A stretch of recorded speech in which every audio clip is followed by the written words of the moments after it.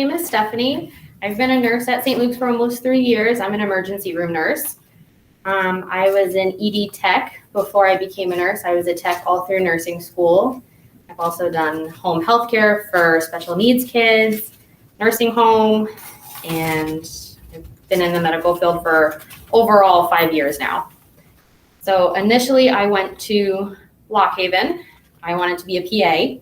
So I was in the Lock Haven undergrad PA program. And then I realized I didn't really want to do that. So I took a year off, and then I went to Northampton for nursing school. So the nice thing about community college is they take all of your credits from your past degrees. And all I had to do was 8 nursing courses, and that was it. It was wonderful. So, and if you get a job in the medical field before you actually want to start your degree, most hospitals or facilities will pay either 75% or your whole tuition. So you can go to school for free, which is awesome, especially if you want to further your career. So say you want to do nursing, but down the line you want to be a nurse practitioner or a nurse anesthetist or any other thing in the nursing field. The hospital that you work for will pay for you to go, and then they'll just require you to, continue working for them. But that's kind of a win-win. You get your degree paid for, and you're promised a job for the future. So that's super nice. I also graduated from Stroudsburg, so I've been here forever. I took, all the basic science classes in high school. I took anatomy with Mr. Dorenzis. I took forensics with Brewski, but that doesn't really have to do with nursing. So I took all the science courses that you could here. And then when I went to college, I took extra courses. So anatomy and physiology, biology, chemistry, all of that is required in your bachelor's degree for science. And then you can take medical terminology and health and, other things that you find interesting and you think will help you in the future. So a typical description of a day on the job, I was asking all my coworkers how to best describe this one, especially in the emergency room right now. So I'm sure you guys know medicine is kind of crazy right now. It's very crazy right now. So today, for example, we all had a wonderful day. The waiting room was slow, not many emergencies, pretty steady stream coming into the ER. Other days, we've had 40 people in the waiting room and ambulances coming in one after the other. But then again, that's kind of the exciting part about emergency medicine. You never know what's going to come through the door, and you're always on your toes. There's some days where you get to sit, relax, take care of your patients, and kind of mosey around helping out your coworkers. And there's other days where you do not sit down for 12 hours. You are on your feet answering call bells, crazy stuff's coming in. Everybody's short-staffed right now, so you're trying to help your coworkers best you can and, just trying to stay on top of everything as a team. Recommendations that I would have for you guys is definitely start volunteering. So St. Luke's actually has a volunteer program. You don't necessarily have to have a paying position to see if you want to get into the field. We have plenty of volunteer spots. You can come check it out. We love shadowing. St. Luke's is a teaching hospital, so we love when students want to come and, shadow us, the providers, the advanced practitioners, the nurses. Everybody loves students. So feel free to call anytime, and if you guys want to come shadow, we're all about that. Skills that you would want a coworker or employee to have. Definitely teamwork. The medical field is all about teamwork. You can't do this job without it, or else you'll drown and you'll just get even more behind than you already feel.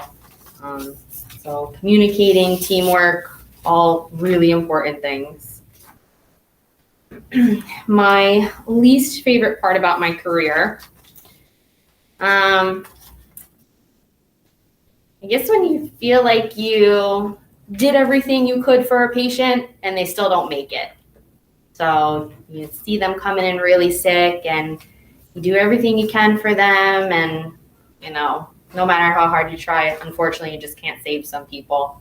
So even though I've been in the medical field for a while now, it's still so hard, seeing someone pass. But then my favorite part about my career is, still helping people, especially the ones who genuinely are appreciative of it, and you are able to save someone, because that happens quite a lot too, which is nice. So, yeah. So guys, this is kind of interactive. Like if you have specific questions that you want to ask her, as long as it's something appropriate that she wouldn't mind sharing. I know that a question that most people ask, and you don't have to give us our exact, Sure. but people are always curious about like a salary range. Oh, sure. So, and that's going to be dependent, obviously, based off of a lot of different scenarios. Yeah. But you have to think like ER nurse compared to like a family practice kind of setting and things like that. But if you can maybe touch a little bit on that. And it's based on the state that you live in, and it's based on how much experience you have. So nurses in Pennsylvania start anywhere from $24 to $27 an hour in PA. And then, the longer you work, typically every year you get a raise. And especially now with the nursing shortage, a lot of facilities have put in what they're calling a nursing retention program, which is a nice raise, a sign-on bonus. So that's really nice. Many facilities, even bringing in brand new nurses, give us, a sign-on bonus to, Start. Yes, to start and to, draw you in a little more. What about as far as like keeping up with all your certifications and all your education and stuff like that? Sure. I know it might be hospital based, but does St. Luke's provide like any reimbursement towards those processes? Yes. Yep. So when you first get hired, they will put you through any of the classes that you need. Your BLS, your basic life support, your advanced life support. So learning your code meds, how to save a life, things like that, heart rhythm classes. They will put you through all of that as soon as you're hired, because you can't do certain things or give certain medications until you have those certifications. And then they always have classes throughout the year to advance your skills. So I just finished a course. It's called TNCC. It's a critical care trauma nurse course. So I guess it's really not a license, but it's a certification. So I also have my TNCC. So I'm certified in treating traumas and anything critical that would come into the ER. Okay, nice. Yeah. So is there like a certain amount of hours that you need to complete, like over a certain time frame? Is it like a year? Is it so many years? Is there a test that you need to test your skills in order to maintain your license? Yep. So normally you recertify your CPR every 4 years, but at St. Luke's, they have a program called RQI, and it's a mannequin downstairs in our basement that you do your compressions and your skills on. And then every 3 months you take a mini test, but you do it so often that every 3 months it's like, oh, I have to do my CPR cert again. So it's so easy, you just fly right through it. So things like that will automatically generate into a program we have. It's called e-learning. So if there's any educations that the hospital wants you to do, they just put it right into your e-learning and they give you a date. Hey, finish this by September. And then you have, that amount of time to finish all your educations. But once you actually become a registered nurse, you don't have to take a big test or something like that every so many years to maintain your license. Nope, it's one test. It's called the NCLEX. You take it when you graduate and that's it. You just have to reapply every 2 years to maintain your license, but it's just an application. It's not a test. And not to be, again, but would that cost money? Yeah, does it that does. come out of your pocket or the hospital's pocket? No, It comes out of your pocket. You're responsible for your license and making sure you renew it every 2 years. Okay, that makes sense. Along with your background checks and your child abuse clearances and things like that. Makes sense. And then how easy would it be, if you decided, I don't want to be an ER nurse anymore, how easy would it be to potentially transition into a new role? Very easy. Depending on what department you work for, some require that you have to stay within your department for at least a year. So I know that's one of the policies at St. Luke's, that you stay within your department for a year, but there are so many specialties that you can literally try them all if you want. So Could you name some of those so that they get an Sure. idea? So like I said, I work in the emergency room, which is nice because in the emergency room, you see everything. You see pediatrics, you see geriatrics, you see trauma, you see anything under the sun. You see it in the ER. So that's a positive thing. You can work in the med-surg floor. So those are the people who get admitted or have surgeries and they need to be monitored for a few days. You can work in the ICU, the very, very sick patients. You can work in the surgery center, making sure patients are stable before and after their surgeries. You can work in a doctor's office. Like labor and delivery. Labor and delivery. Mm-hmm. So there's a wide variety, it seems like, of option once you become an RN to be able to move if you're not so happy, in a current location. Absolutely. You don't have to do a lot of extra to move somewhere else.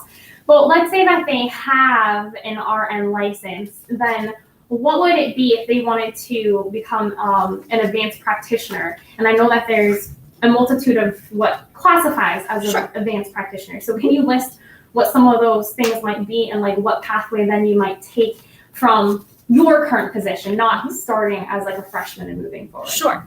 So once you get your RN, you will have to get a bachelor's in nursing, so your BSN, before you can do any advanced practitioner courses. So that could be a nurse practitioner, which you can run your own office if you wanted to. So that's really cool. And I don't really know much else about advanced practitioners for nursing. I mean, you can be a nurse practitioner and you can specialize in emergency medicine again, or open your own practice and go into family medicine. Or you can be a nurse anesthetist, which is a hard word to say, but and you can be a nurse practitioner for surgeries. You can do anesthesiology. You can do quite a lot. Does midwifery kind of fit in that advanced practitioner, or is that something completely separate? You can be a midwife. Okay, midwife too. There are nurse practitioners for labor and delivery. Mm-hmm. Okay. So if you wanted to then go the NP route, can you, I know that you have mentioned to them like you could run your own office and things, but how about some more of those roles, like whatever you can provide us, like what that might mean as far as like the differences between your role versus that role? So nurse practitioners are basically doctors. They don't have the doctor title, and they, depending on where you work, are still overseen by a doctor. But in some states, you can run your own office. So instead of going to Dr. Smith, you can go to a nurse practitioner and be like, hi, this is Susie, and she's going to take care of you. So. And then the salary increase will also be quite substantial. Yes. So very substantial. Typically that is a master's? Yes, that's a master's. So you can definitely kind of plan from that from the start and kind of go that route. Or you can start and probably take classes or work while you're taking classes to advance to be an NP. 3 of my coworkers are actually in NP school right now, and one of them who will come to speak to you as well, Carrie, she is in NP school right now. So she will definitely be able to answer a lot more questions about nurse practitioners. That's good. She's currently going through the program. What kind of questions do you guys have? Do you have anything specific? Like, now is your time to kind of pick a brain. What was the hardest thing about going to school maybe? Like, do you have any comment on that? Like, was it much different, going from high school to then being like submerged into these types of classes? Like, I don't think it was too hard because, being in high school, you have a lot of homework and stuff like that, and you're studying for tests. So it's really less homework and more studying. So. Time management, I'm sure. Yeah, right? Definitely time management, especially if you want to work while going through school, which I think working part-time or per diem in something medical is very beneficial, especially if you know kind of the subject or specialty you want to get into once you become a nurse. So I found it great that I was in ED tech while going through nursing school because I learned so much, and transitioning from a tech to a nurse was so easy. Having that knowledge and that background. Yeah. And your coworkers will know that you're going through nursing school. So when they see something cool or they want to teach you something, they're so willing to come help you and be like, hey, come check this out because you're going to learn it eventually in school anyway, which is nice. Now, for your shift in the ER, I know that might vary, right? Yeah. So approximately, like, how many hours do you work at one time? Does that vary, or is that kind of a set thing? What are kind of those shifts like as far as time frames? And then I know, at least from being in the ER a little bit, that like there's different departments. There's kind of like the the screening area, Oh, right? sure, And then triage, there's, like, yep, triage. And then there's like the kind of less intense cases, and then like the more severe cases. Yes. I can't think of what those are called. That's Can okay. you touch on that? Sure. So that's a lot. Hours. Okay. The hours, they're typically 12-hour shifts, or some people work 8. So I work 2 12s and 2 8s a week. I work 4 days a week, but the standard is really 3 12-hour shifts a week. And they're very flexible. It's usually 7 to 7, 11 to 11, or 3 to 3. And there's always room for moving around or picking up extra shifts. Many of my coworkers, we like to do 16-hour shifts because you're there, it's quick. It doesn't seem like it sounds quick to work for 16 hours, but especially on those busy days, they fly. And many new nurses start on overnights, which I know it sounds like it sucks, but a lot of critical stuff happens at night. So it's an amazing learning environment. There's less staff at night, but you work seamlessly because you have to. You have to know your team, and you have to realize this is what we got, this is what we're going to do, and we're just going to tackle the problem. So it is a great learning experience. And then once you kind of get off orientation, then you can move to evenings, day shift. I'm currently on day shift. I do 7 to 3 and then 7 to 7, but my favorite was actually evening shift, which is 11 to 11, because you got to see it all, like the slowness of some mornings and then the craziness through the rest of the night. So that was pretty cool. And then maybe just a little bit of like the different areas of like Sure. rotating. Mm-hmm. So you can have a really big variety of stuff, especially in the ER. So you can have triage, which is where the patient comes in and tells you what's going on, what they want to be seen for. Sometimes they talk forever and you have to cut them off because there's 20 other people behind them that you have to get to. So that's like the quick, hey, what are you here for? What's going on? What can we help you with?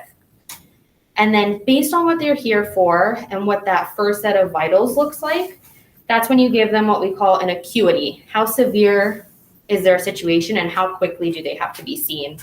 So if they're very severe, they're a 1 or 2. If they're kind of mild, you know they're going to need some labs and IV, stuff like that, they're a 3. And then if it's something quick, like they need a few stitches or an x-ray, that's a 4. And then based on their acuity, it used to be before COVID, they would go into the higher acuity area. But since COVID, the ER is, kind of a mess, and we just have patients in chairs and stretchers in the hallway, and every crevice we can kind of fit them. So right now, a bed is a bed, whatever your acuity is, unfortunately. But it used to be all the quick stuff, like the 4s would go in a section. We would get them in very quickly. It was called fast track, but that really doesn't exist anymore with how crazy things have been and how sick people have been. Everybody's basically a high acuity these days. So on average, and I know this is going to vary Sure. a lot based on day, based on shift, all that kind of stuff, but you as a nurse, you're most likely, I could be wrong, like assigned to like a set of doctors that you would work with? No. Or it could be anybody? It's anybody. Anybody. Yep. The doctors pick their patients based on how many they currently have. Okay. So in the morning at 7 a.m., we have 1 advanced practitioner and 1 doctor. So say Dr. Ratner, you'll see him later on. Say Dr. Ratner has 3 patients and Derek, one of our PAs, has 1.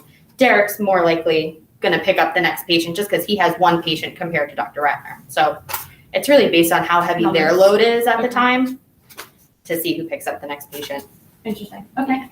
How about just like a quick, like you can see a range of like this many people, like in a shift up to like a maximum of this many people in a Sure. shift? So nursing assignments used to be in the emergency room anyway. Used to be 3 to 4 patients per 1 nurse. Sunday, I had 10 patients.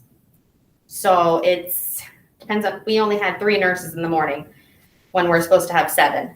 So You can multiply that by how many hours Yeah. you've seen this many people. So for the first 4 hours, I had 10 patients.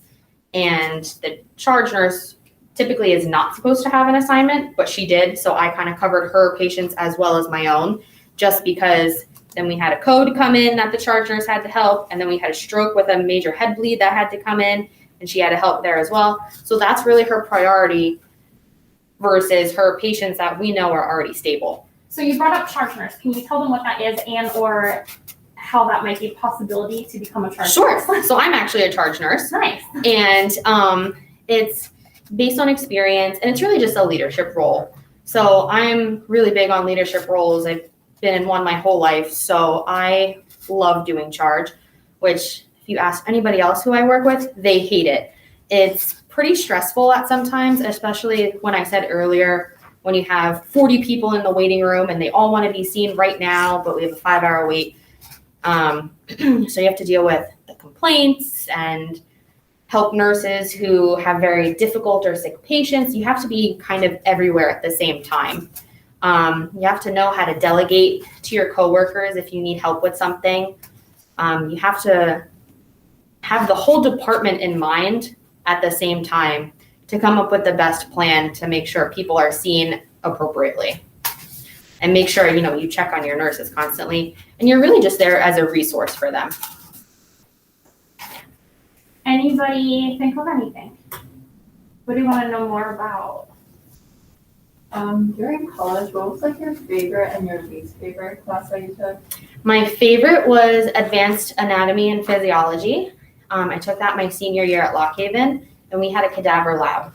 So that I thought was amazing because textbooks, you can only see and learn so much. It was amazing seeing something in a textbook, and then the body actually looks exactly like a textbook. It's so cool. So it was really awesome to compare things and see how the body works. So that was my favorite.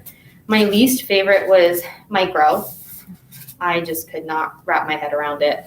Micro is very difficult for me, but yeah, it wasn't too bad in the end, I guess. Do you know anything about travel nursing? Not really. Yeah. The only thing I do know is that a lot of agencies want you to have at least 1 or 2 years of experience on a floor before you're able to travel. You can't jump right into travel nursing. We might have someone else that might have some knowledge about that. I'm not sure, but they'll definitely ask. Yeah. We have a ton of travel nurses right now just because we need them. Do you know, like, if you move to another state, do you have to pay to renew your license? Yeah, or do you there's- take a test? No, you don't have to take a test. You just have to get a license for that state called reciprocity. You just apply through the Board of Nursing. You just type it into Google. Easy enough. Right? Yeah. Anybody think of anything else that they want to ask or I know about? highly recommend emergency medicine. It's amazing. You see psych, you see kids, you literally see everything under the sun, and it's just so different every day. It's awesome. That is nice to have that Yeah. variety.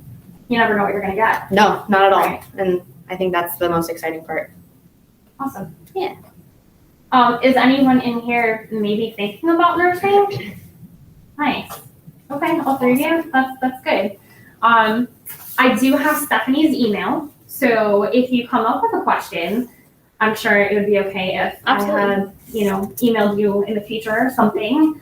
But as she's saying, if St. Luke's is providing some of these opportunities, and I know that Mr. Davis has a whole thing about like volunteering and stuff through St. Luke's, some of that information, but if they're open to shadowing, honestly, it's worth the opportunity if you can do it because you get to see what's happening. It's great to have her tell us and give us a general idea, but I think sometimes until you're actually in it a little bit, sometimes we don't understand like the magnitude of what it is or maybe just get that feeling Yeah, of what it's absolutely. like to be in. I take students all the time, so please, if you guys want to come shadow me one day, please reach out to your teachers and I will gladly come take you for one of my 8-hour That'd be shifts. awesome. Absolutely. Go ahead, Nicole. Is the shadowing a part of the volunteer programs that they have, like those 60 hours? I don't think so. It's not. I don't think so. I think it's separate, but we can clarify and make sure. Yeah. For sure, definitely. Both great opportunities, like volunteering is fantastic. It would be good. Some of your programs and things based on what you might do. I don't know if nursing program required a certain amount of hours to apply, but I know like PA programs, for example, you have to have so many hours of this kind of So service and volunteer stuff. work, yeah. Right. So regardless, especially if you're unsure which way you want to go, having those hours is never going to be a bad thing. No, they will That only way. help you in the long run. Yeah, definitely. I don't think there's required hours to get into nursing school, but there's definitely required hours to graduate. So let's go back to school for a moment. So you go through your classes and things like that, and then do clinical rotations. Yeah. And what would those kind of look like? So it's based on whatever semester you're in. So the first semester will be fundamentals. So you're just learning the basics of nursing, vitals, things like that, how to care for somebody. And that first semester of clinicals, you're helping with vitals, bed baths, medication, walking the patients around the department. And then once you get further into your courses like med surg and psych and labor and delivery and critical care, the more you get to do with the patient.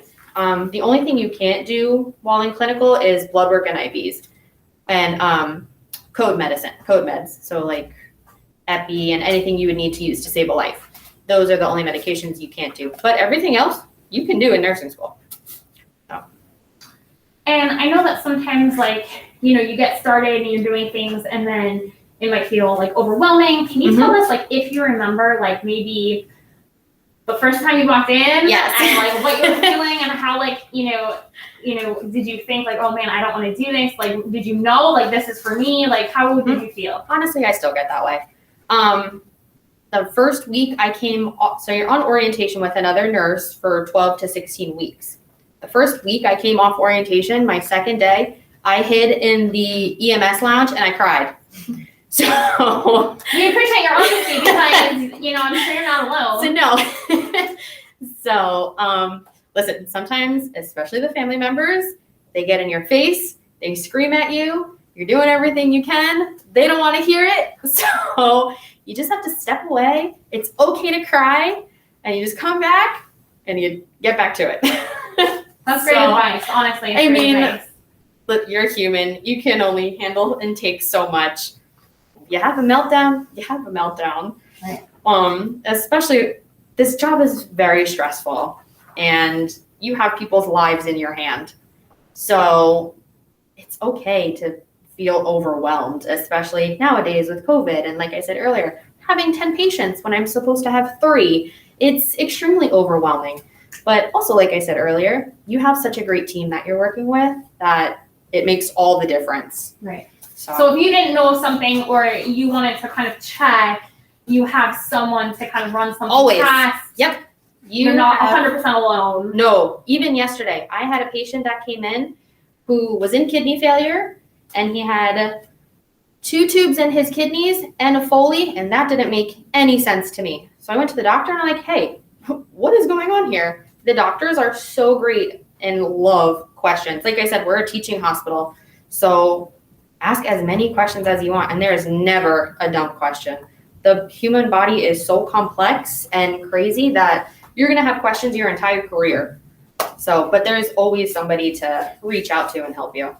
Okay. Yeah. Can you give us like one of the best memories that like you can express? Like I know sometimes they love like, the excitement of stuff or whatever, but like something that stands out for you in your career thus far in any area of nursing that you're working at that like you're just never going to forget.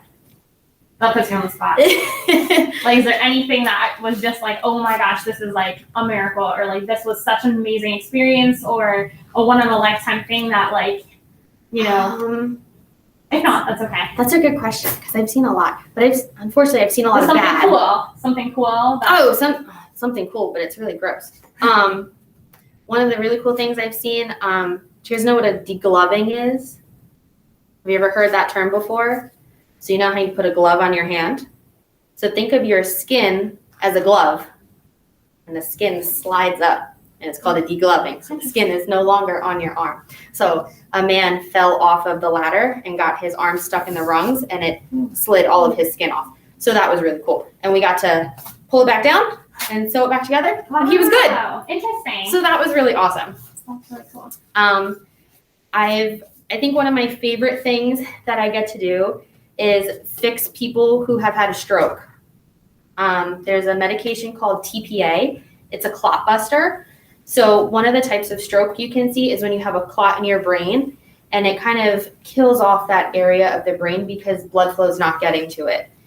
But if you're in a certain window, you can use this medicine called TPA, and it busts up that clot, and blood flow returns to that section of the brain, and you see them improving as you're giving the medication. So I think that is one of the coolest things I get to do. You see them have deficits on one side. They're not able to speak. They're not even to make their needs known. And then all of a sudden, they're talking to you. They're moving. I think that is one of the coolest things.